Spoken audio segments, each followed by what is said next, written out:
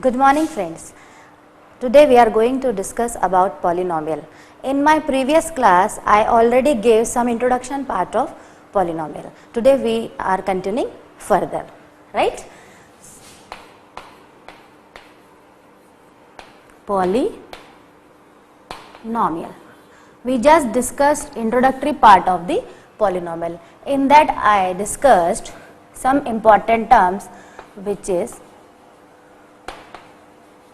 variable, constant, whole number, and in previous lecture we discussed degree of polynomial, right? How to calculate degree of polynomial. How to calculate? I considered some examples. Today I am consider again one example, like I am having polynomial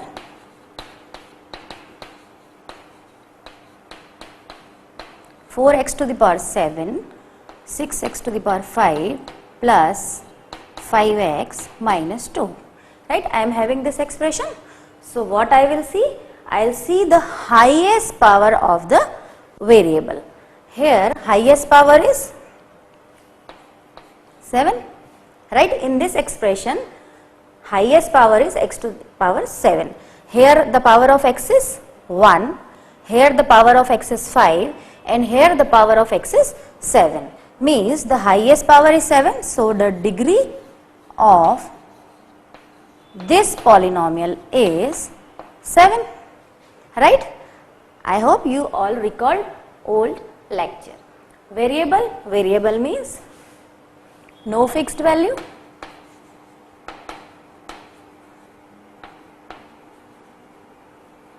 Constant means those who are having fixed value throughout the question. Whole numbers are 0, 1, 2, 3, 4, 5, 6 and so on, right?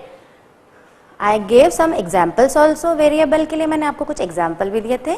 Again I am repeating that example so that we can continue further.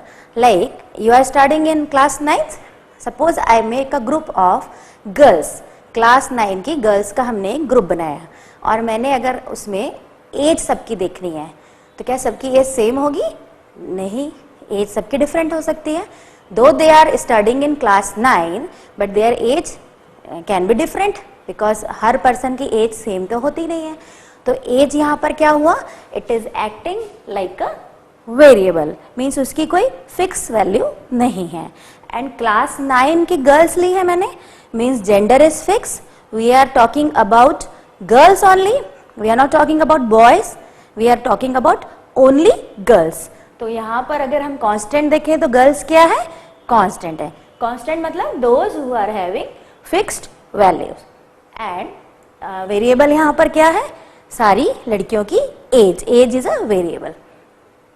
तो in this example हमने केवल बात करी एक variable की. ऐसे कई variables हो सकते हैं. इसी एग्जाम्पल को हम थोड़ा और कंटिन्यू करते हैं.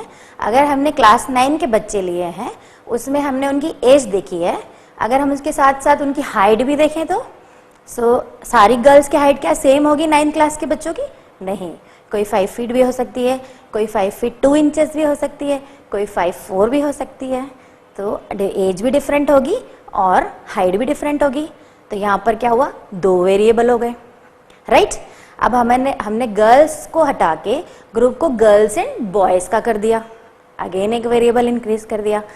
तो there are so many variables possible in one question. So this is the example of variables, right? Same with polynomials. Polynomials के जो जनरल डिनोशन है मैंने आपको बताए थे, px, py, fr, ft, fx, whatever you like.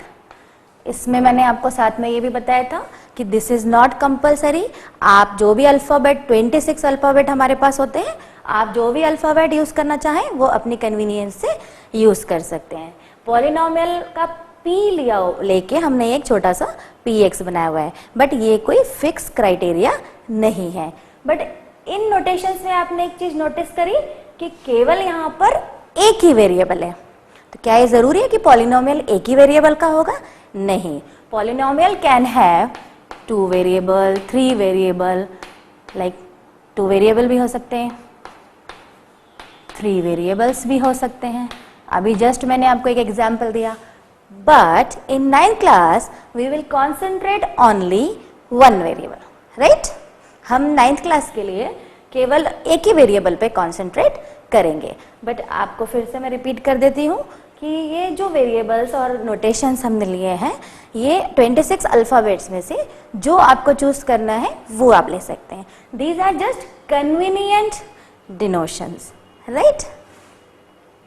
So after reading notifications, polynomials में एक बहुत ही इंपॉर्टेंट चीज होती है जो हमें नोटिस करनी है कि पॉलिनोमियल में टर्म्स कितनी है, 1 है, 2 है, 3 है, 4 है। कोई भी एल्जेब्रिक एक्सप्रेशन जो है उसमें बहुत सारी टर्म्स हो सकती हैं, right?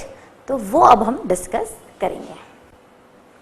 Like I am considering 2-3 examples so that we can understand कि how many terms are in this polynomial, right? Suppose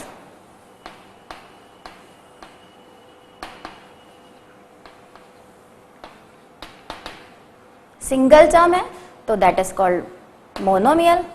अगर उस पॉलिनोमियल में 2 टर्म है तो वो कहलाएगा बाइनोमियल। अगर उस पॉलिनोमियल में 3 टर्म है तो वो कहलाएगा ट्राइनोमियल, एंड सो ऑन। और फिर जब बहुत सारी टर्म्स हैं तो वो बन जाएगा पॉलिनोमियल, ठीक है? मोनोमियल, मोनोमियल मीन्स ऐसे एक्सप्रेशन जिनमें केवल एक ही टर्म हो। बाइनोमियल मीन्स जिनमें 2 टर्म हो। ट्राइनोमियल मीन्स जिनमें 3 टर्म हो। और अगर बहुत सारी टर्म है, 3 या 3 से ज्यादा, then it will become a polynomial. Polynomial में हम कितनी भी टर्म्स ले सकते हैं, means n number of terms possible है, right? Monomial, I am giving example of monomial. Like I have polynomial px equal to 4। इस पॉलिनोमियल में केवल एक ही टर्म है 4, means this is the example of monomial. और एग्जाम्पल लेते हैं।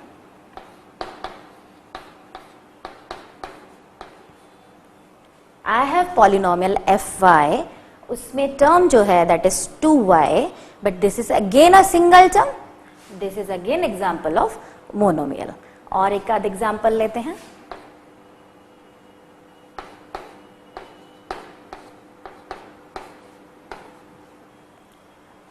Polynomial is pr and the term is r²। Again ये एक टर्म है, तो this is the example of monomial. Means friends, what is the meaning of monomial? Monomial means ऐसे polynomial जिनमें केवल एक ही टर्म हो। बाइनोमियल, कुछ एग्जाम्पल अपन नया लेते हैं। Binomial like polynomial px equals to 4x plus 4। अब यहां पर आपको कितनी टर्म दिख रही है?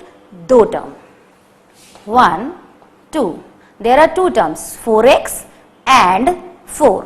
सो this is example of binomial. Binomial means जिन पॉलिनोमियल्स में 2 टर्म्स हो, ना 1 हो ना 3 हो, केवल 2 टर्म्स हो, जो यहां पर दिख रही है 4x and 4. So this polynomial is called binomial.